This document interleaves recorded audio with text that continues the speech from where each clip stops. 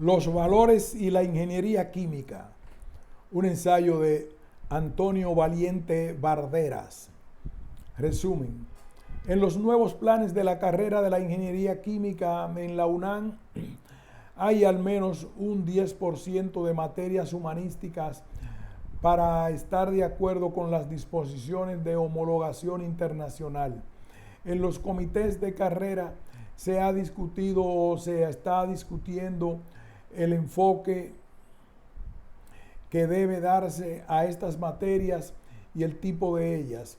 En este artículo se indican algunas de las razones por las que son necesarias estas materias y por qué deberían enfocarse hacia el estudio de la filosofía y, claro está, al estudio de los valores para que pudieran ser de utilidad a los futuros ingenieros químicos, ya que aquellos inciden en las llamadas actitudes. Los valores y la ingeniería química. Una de las definiciones de ingeniería química más en boga es la de la AICHE, Instituto Norteamericano de Ingenieros Químicos, la que dice: la ingeniería química es la profesión en la que el conocimiento de las matemáticas, la química y otras ciencias naturales adquirido por el estudio, la experiencia y la práctica se aplica con el adecuado criterio para desarrollar métodos económicos para el aprovechamiento de los materiales y la energía en beneficio de la humanidad. Como complemento a la definición anterior, se podría añadir que el ingeniero químico es aquel profesional que se encarga de la planeación, diseño, construcción, operación y administración de las plantas químicas o, más ampliamente, de las plantas de procesamiento de materiales. Una definición más moderna del ingeniero químico dice: el ingeniero químico es el agente del cambio que, dentro del marco del desarrollo sustentable, es capaz de contribuir al bienestar de la sociedad aplicando sus conocimientos, habilidades y actitudes en la solución de problemas, la creación de procesos, la generación de productos y servicios, fundamentalmente en el ámbito de la industria química. La ingeniería química es en la actualidad una profesión madura, con más de 100 años de experiencia y que ha producido conocimientos y procedimientos que se han exportado a otras profesiones y ramas del saber.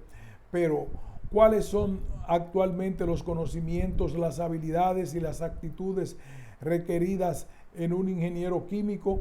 Según el Instituto Mexicano de Ingenieros Químicos, IMIQ, estos son los conocimientos, o sea, los conceptos, principios, procedimientos y técnicas que requiere todo profesionista de la ingeniería química son química, física, matemáticas y ciencias de la computación, ingeniería química, economía y mercadotecnia, relaciones humanas y ética, idiomas. Las habilidades, o sea, la aplicación del conocimiento a la solución de problemas y a la búsqueda de nuevos conocimientos. Los conocimientos, muchos o pocos, son estériles si el ingeniero no cuenta con las habilidades intelectuales requeridas para manipularlos en contextos variados y numerosos. Las habilidades son las encargadas de manejar los conocimientos cuando el ser humano se enfrenta a una situación dada.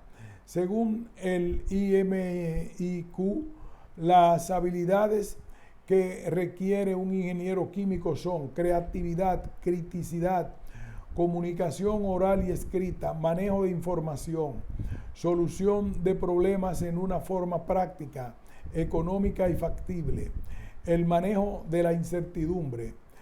Las actitudes que requiere un ingeniero químico son guías y orientación de la conducta y manifiestan los valores adquiridos que orientan su actividad profesional en beneficio de la sociedad y de su entorno, haciendo un uso eficiente de los recursos, fomentando la conciencia social y ambiental. Una actitud, según el IMIQ, es la tendencia a decidir, pensar o actuar de una determinada manera bajo ciertas circunstancias.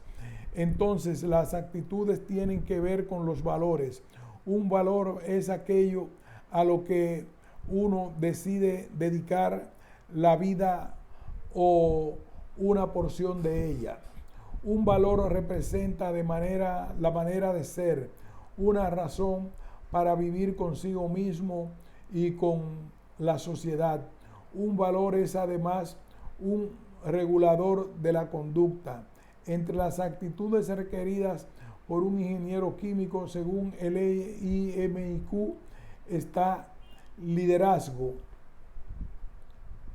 respeto, deseo de continuar aprendiendo, amor por la ecología, conciencia del aprovechamiento y preservación de los recursos, pragmatismo orientado hacia el desarrollo de productos y servicios, honestidad y ética profesional, deseo de trabajar en equipo, conciencia del desarrollo sustentable, productividad, calidad, sensibilidad hacia los problemas sociales, mentalidad innovadora, flexibilidad de criterios y capacidad de adaptación, actitud emprendedora, los valores y la ingeniería. Nuestros egresados salen más o menos bien preparados en los aspectos de ciencia y tecnología, conocimientos, y durante la carrera reciben un buen entrenamiento en las llamadas habilidades. Pero ¿qué tanto están capacitados en lo que se refiere al ámbito de las actitudes y valores? Definitivamente nada o muy poco. Por ello, debe lograrse convencer a los futuros ingenieros y ejecutivos del hecho real de que tienen obligaciones morales y por ello deben ser conscientes de que una empresa no es solo una entidad económica, sino también una entidad social y que tienen responsabilidades con obreros, accionistas, consumidores, la sociedad y el entorno ecológico. Para paliar las deficiencias que se pueden tener en ese renglón es que desde hace tiempo se han venido introduciendo en el currículo de los ingenieros químicos las llamadas materias sociohumanísticas, las cuales deberían incidir no solo en los campos del conocimiento y las habilidades, sino especialmente en las actitudes. Muchos de los problemas a los que van a enfrentar los egresados en su profesión tienen un componente técnico-científico y además uno ético. Este último ha sido poco atendido. ¿Cómo tratar con la corrupción, la deshonestidad, la avaricia, la rapiña y la justicia social? ¿Cómo tomar las decisiones correctas sobre la conveniencia o no de un experimento científico, de la conveniencia o no de una tecnología o de una decisión ambientalista? ¿Cómo enfrentar y tomar decisiones sabias sobre muchos problemas si se ignora hasta lo más elemental del pensamiento clásico y moderno sobre filosofía, ética y política? ¿Cómo puede objetivamente distinguirse lo bueno de lo malo? Es todo relativo y solo depende de las personas, conveniencias y costumbres. Las normas morales son fijas o cambian con el tiempo. ¿Existe realmente la libertad para decidir hasta dónde llega la libertad individual? ¿Es la economía amoral? La filosofía es la parte del conocimiento humano que da o trata de dar respuesta a estas y muchas más preguntas sobre el hombre, la vida, el bien, el mal y el sentido último de la existencia. Si el estudio de ella, sin el estudio de ellas, las respuestas se convierten en simples recetas amorales.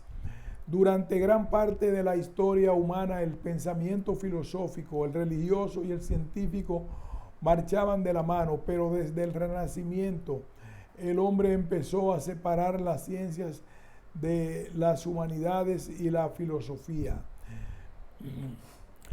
Desde aquella época, la razón científica y el empirismo han ido teniendo cada vez más importancia y al mismo tiempo se ha restringido la de los conocimientos no científicos.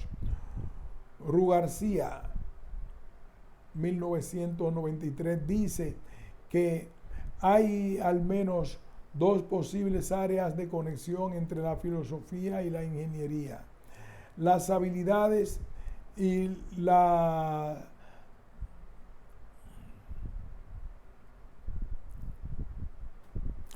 Rugarcía dice que hay al menos dos posibles áreas de conexión entre la filosofía y la ingeniería: las habilidades y las actitudes que emplean sus representantes para lograr los objetivos, en un caso en la búsqueda del conocimiento y en la otra su aplicación para ocasionar un cambio.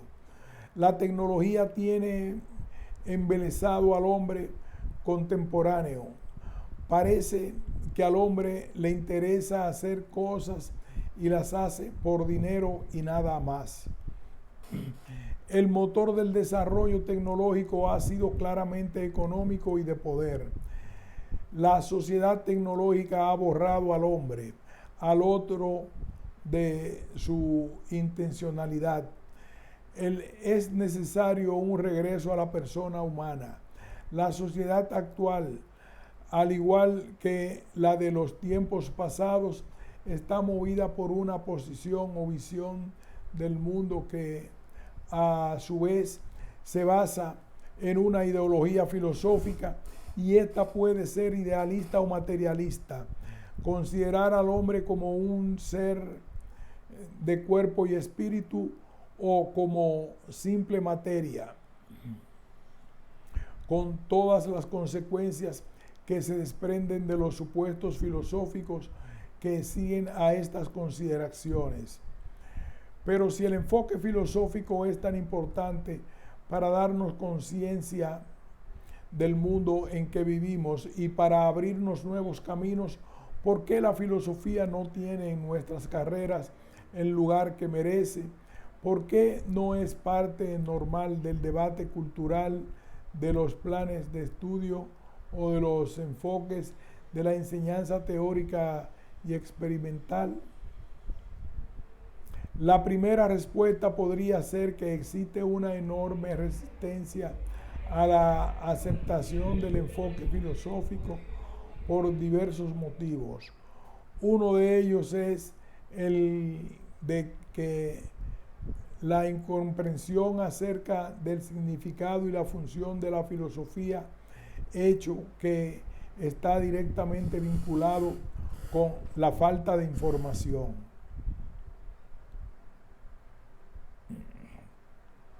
Otro proviene de la idea equivocada de que la superación de los males que aquejan a nuestros países y a nuestras profesiones se logrará exclusivamente preparando a los individuos en el uso de las nuevas tecnologías. Otros más consideran que el único valor que debería normar la conducta individual es el de la lógica del mercado.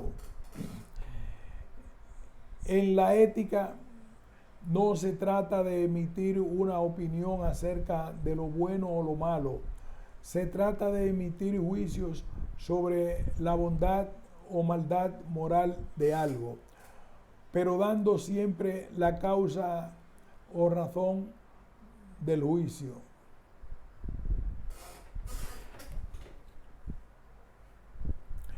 Las comadres y curanderas, a diferencia del médico, aconsejan remedios, pero no saben dar la razón del poder medicinal de esta sustancia.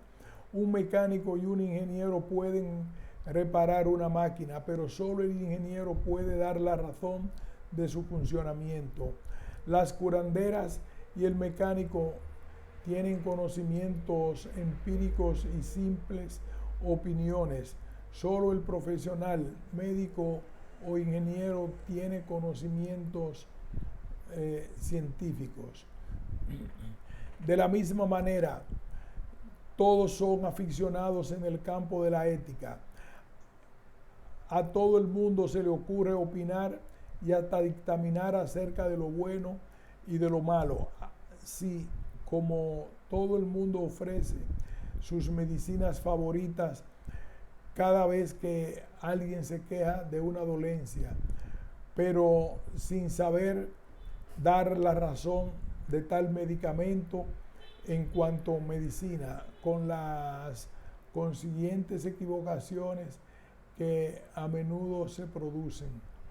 La ética en cuanto a ciencia está por encima de las recetas de café, que no pasan de ser ocurrencias o intuiciones. La ética es un conocimiento científico, juzga el bien y el mal, pero explicando las razones de tales juicios. La ética, en cuanto ciencia que es, tiene un carácter eminentemente racional. La ética estudia los actos humanos en cuanto a su bondad o maldad. Es decir, la ética profundiza en la esencia de un acto humano hasta encontrar la raíz de su valor, bondad.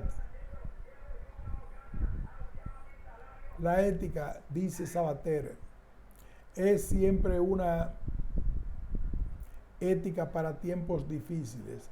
No pasa nada cuando las cosas van bien, cuando todo nos sonríe, cuando las situaciones son de abundancia. Si sobra el agua o la comida, a nadie le importa compartirla.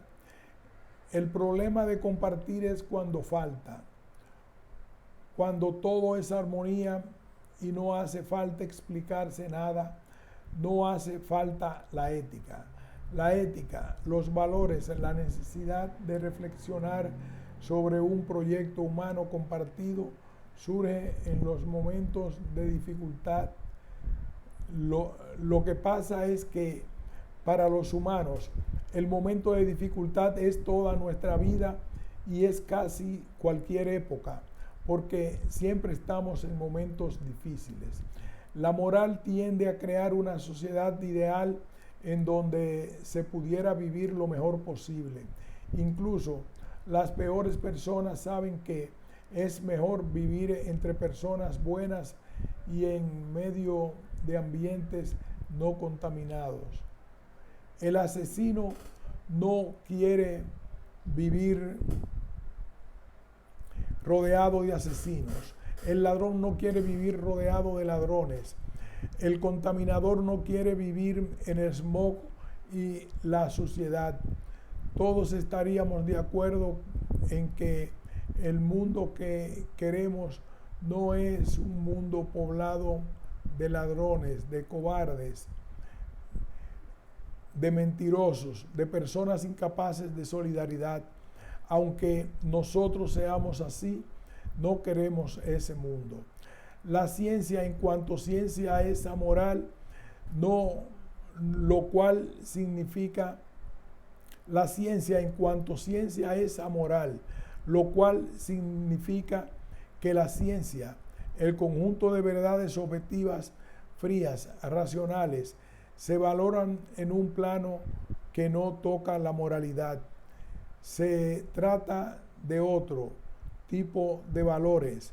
Por ejemplo, ¿a qué valor moral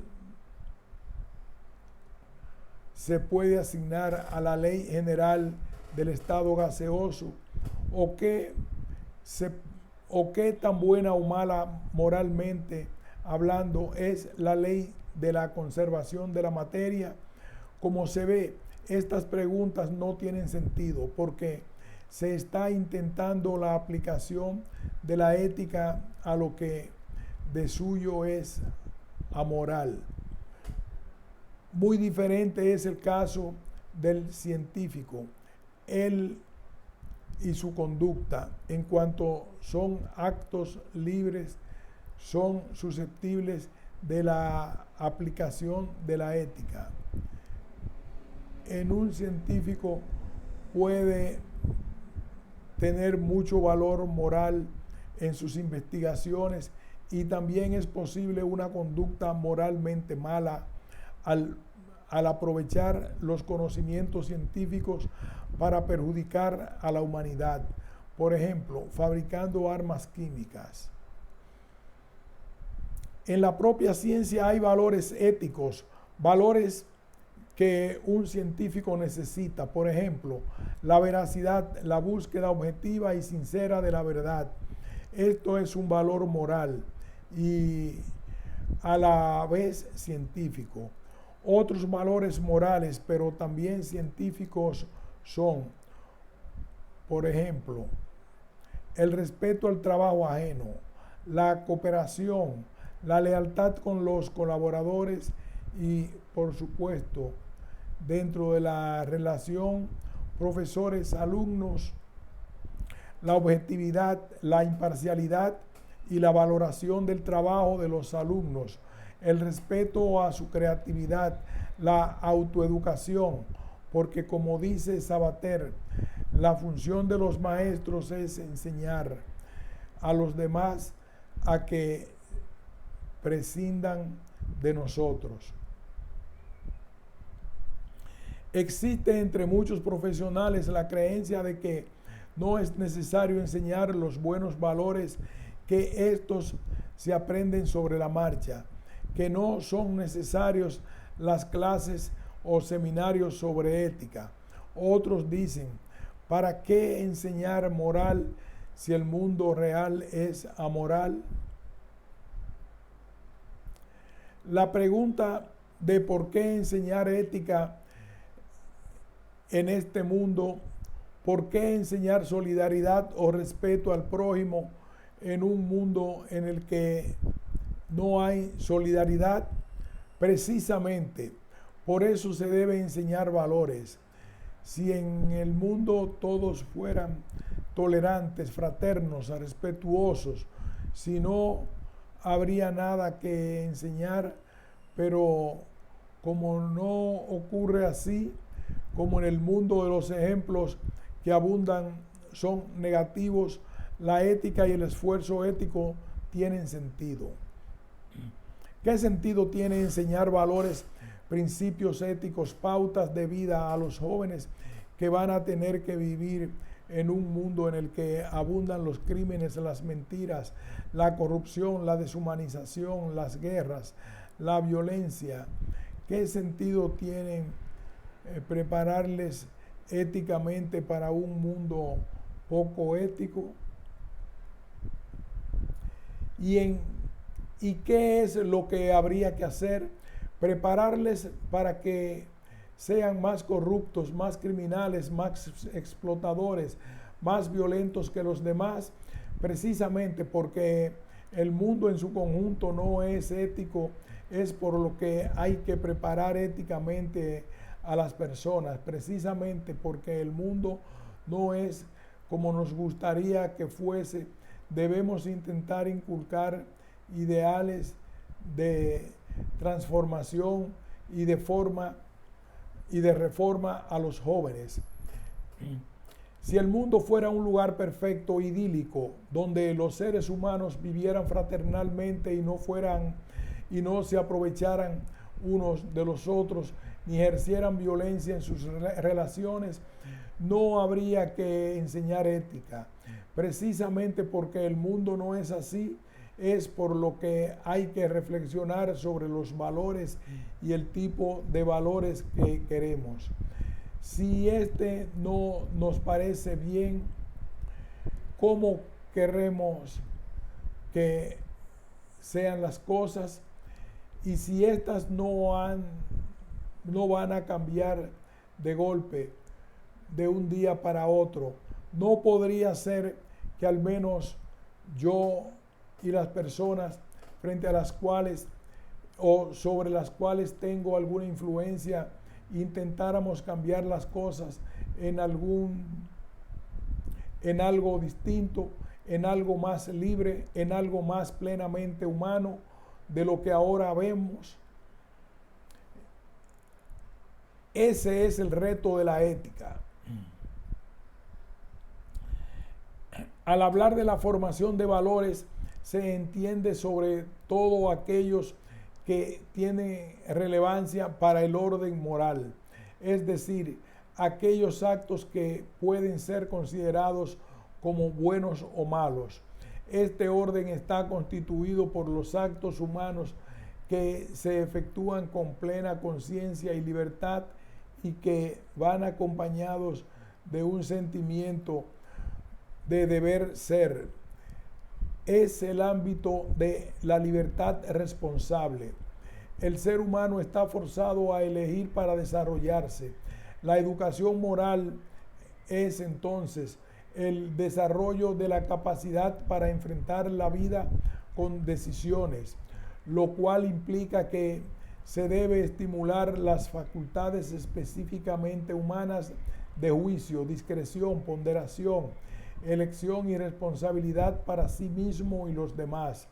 El valor, hay que insistir, es un regulador de la conducta, pero ¿qué valores enseñar? Algunos autores piensan que no hay valores absolutos, es decir, que rijan para todas las culturas y todos los seres humanos. Después de mucho discutir, las Naciones Unidas han presentado la Declaración de los Derechos Humanos, que no son sino la presentación explícita de ciertos valores que se consideran universales y que están relacionados con la dignidad humana.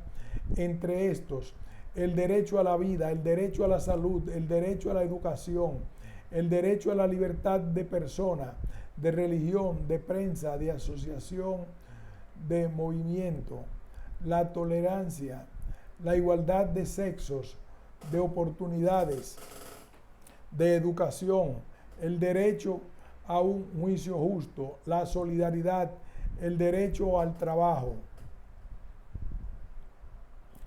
Los derechos humanos condensan el derecho de cada persona a realizarse plenamente, pero la persona no puede realizarse en soledad, por lo que esos derechos también implican el reconocimiento de los valores específicos de cada grupo y comunidad y en los que la persona se reconoce. Implican, por ejemplo, el derecho de las etnias al desarrollo autónomo de su cultura y de sus formas de vida, el derecho de las mujeres a la maternidad voluntaria, a la retribución del trabajo doméstico, a la paridad de representación en los órganos de decisión, el derecho de los trabajadores a participar en la gestión y en los beneficios de la empresa, el derecho de las minorías a ser tomados en cuenta proporcionalmente en los organismos e instituciones y en que están presentes, el de las comunidades atrasadas a obtener la colaboración que ellas mismas requieren para superar su atraso y así sucesivamente. El Financiero, 1999. La dignidad humana es, por tanto, un concepto que se refiere a lo radical, al género humano, a la riqueza social, en suma, a la necesidad de cada uno de ser sujeto consciente, libre, social, creador de cultura, que busca ser reconocido como tal y por ende como miembro del género humano. Ética profesional.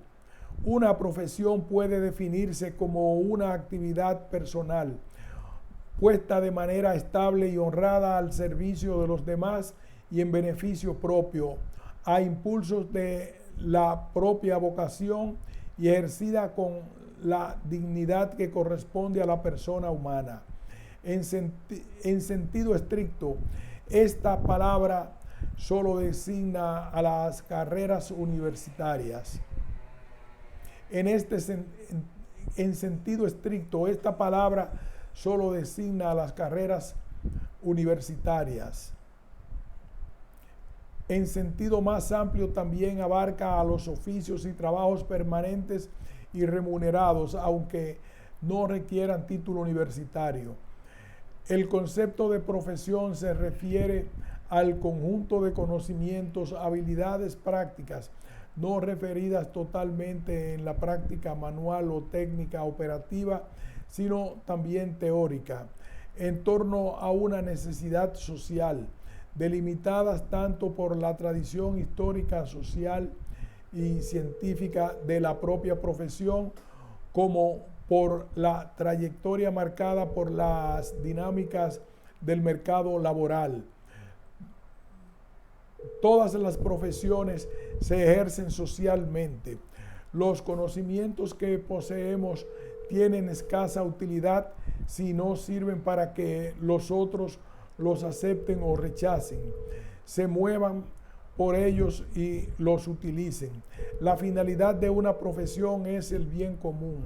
La capacitación que obtiene para ejercer una profesión está siempre orientada a lograr el mejor rendimiento en el campo de las actividades relacionadas con esa profesión y encaminadas a lograr la mejora propia y de la sociedad. Sin este horizonte y finalidad, una profesión se convierte en un medio para lucrar o para obtener honores y poder. El trabajo dignifica al hombre, especialmente si es un trabajo creador. Por supuesto que al ejercer la profesión se debe tomar en cuenta el propio beneficio, el agrado y la utilidad de aquella. Sin embargo, debe recordarse que toda profesión es también una fuente de responsabilidades.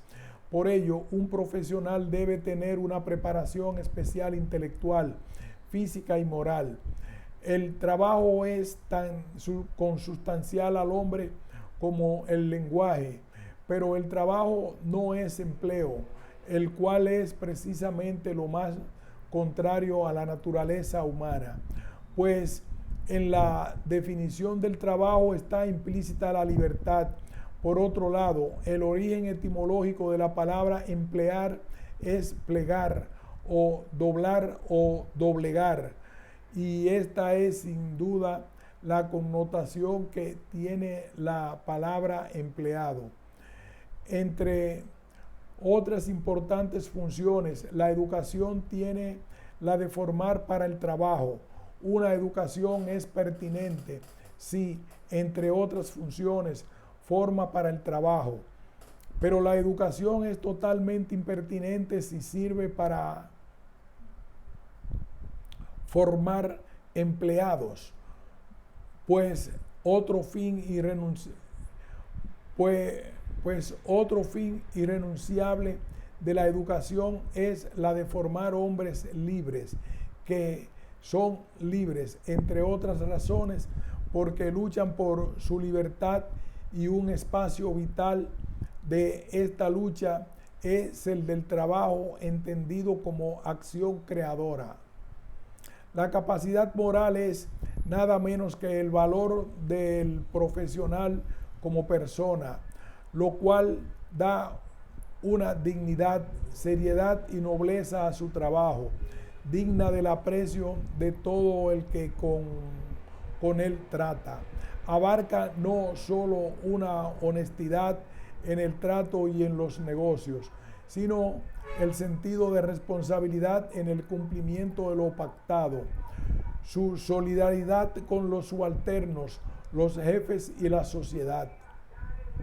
Todo profesional tiene deberes especiales, la lealtad a la empresa y el secreto profesional. El profesional no tiene derecho a divulgar los datos secretos de la compañía en que trabaja ni a traficar con ellos. El profesional no tiene derecho a abusar de sus conocimientos, a la prepotencia con sus subalternos y a escatimar el justo reconocimiento y salario a los que con él laboran. El profesional debe también propiciar la asociación de los miembros de su comunidad. La solidaridad es uno de los medios más frecuentes para incrementar la calidad intelectual y moral de sus agremiados. El buen profesional evitará defender causas injustas, usará la ciencia para el beneficio de la humanidad y no como instrumento del crimen, la guerra y el vicio. Debe evitar producir sustancias de baja calidad y que contribuyan al deterioro ambiental y evitar hacer presupuestos para su exclusivo beneficio, proporcionando datos falsos. Conclusiones. En la actualidad no se carece de teorías éticas, solo que ninguna de estas ha hecho mejor a nadie. Para que el comportamiento se modifique efectivamente, se precisa sentir los valores, experimentar los valores, percibir los valores, sensibilizarse hacia los valores y las cualidades. En un mundo orientado en función de los valores utilitarios y el progreso de la investigación técnica, manipula los códigos genéticos de la naturaleza, en el que el comercio explota los últimos recursos de la tierra, en el que la industria alimentaria contamina toda la cadena nutritiva con conservantes y otros productos, y en el que la mentalidad del tránsito destruye el medio ambiente. Todo el mundo tiene una sociedad globalizada de la información.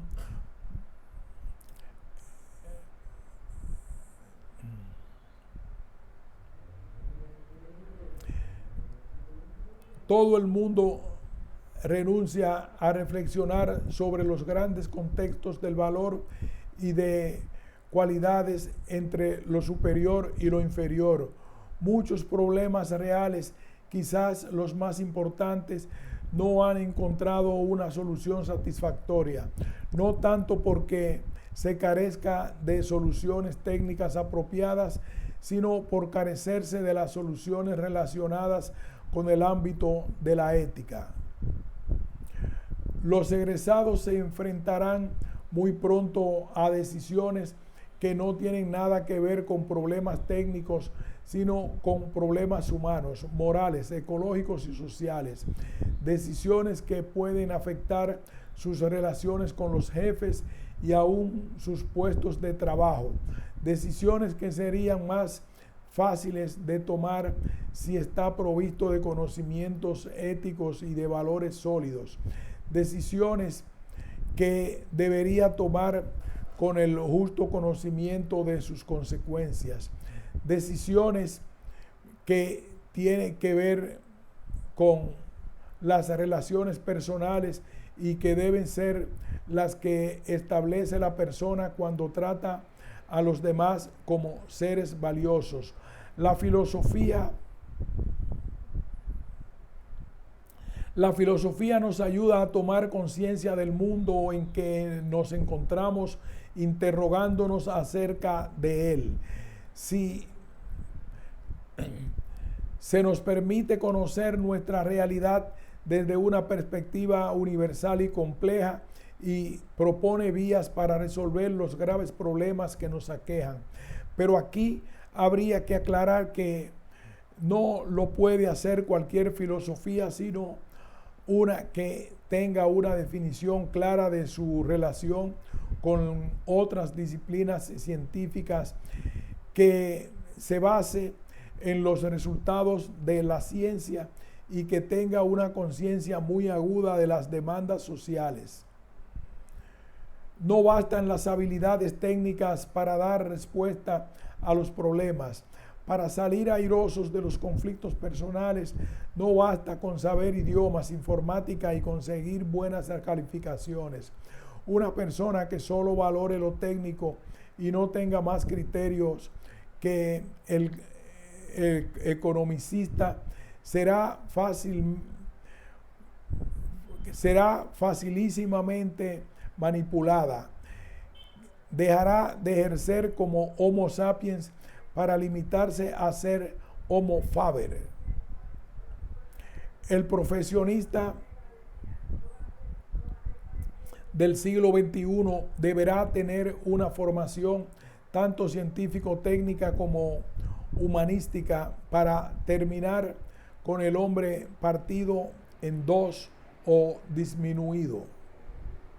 El profesionista del siglo XXI deberá tener una formación tanto científico-técnica como humanística para terminar con el hombre partido en dos o disminuido. Con la ciencia dominará la naturaleza, pero con la formación humanística sabrá cuáles son sus límites.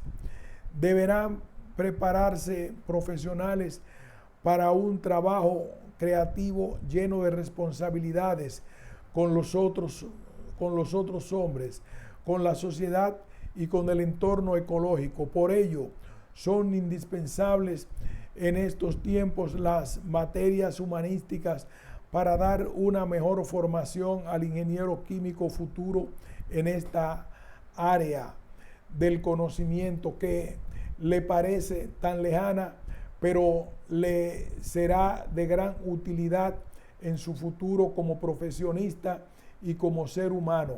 Sería, creo, muy útil el estudio de la filosofía tanto clásica como moderna, lo que daría pauta para el estudio de la ética, la economía, la sociología y la ética. La educación es la formación integral del ser humano.